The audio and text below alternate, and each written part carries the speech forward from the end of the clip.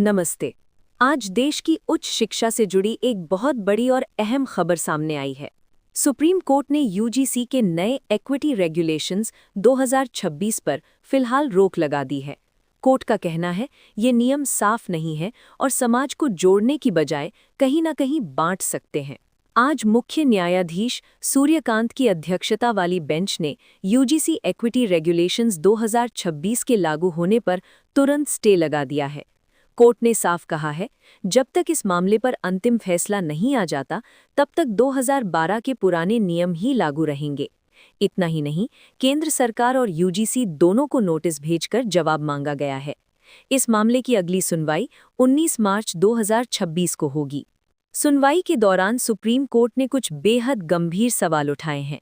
पहली बात, कोर्ट ने कहा कि इन नियमों की भाषा ऐसी है जो समाज में विभाजन पैदा कर सकती है और इसके दूरगामी और खतरनाक असर हो सकते हैं।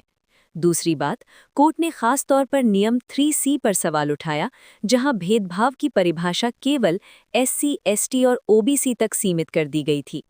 कोर्ट का साफ तर्क था, भेदभाव किसी के भी साथ हो सकता है, इसे किसी एक वर्ग तक सीमित नहीं किया जा सकता।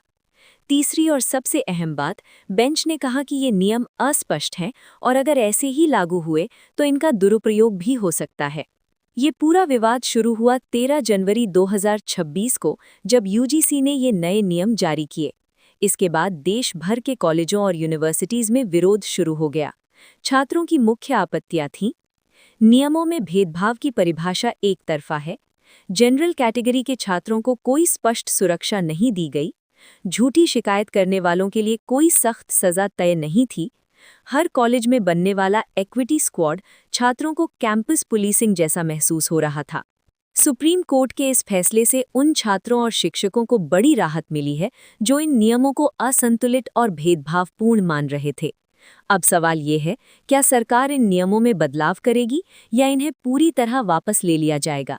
इसका जवाब हमें 19 मार्च 2026 की सुनवाई के बाद मिलेगा। शिक्षा बराबरी सिखाती है, बंटवारा नहीं। आप इस फैसले पर क्या सोचते हैं? कमेंट में ज़रूर बताइए।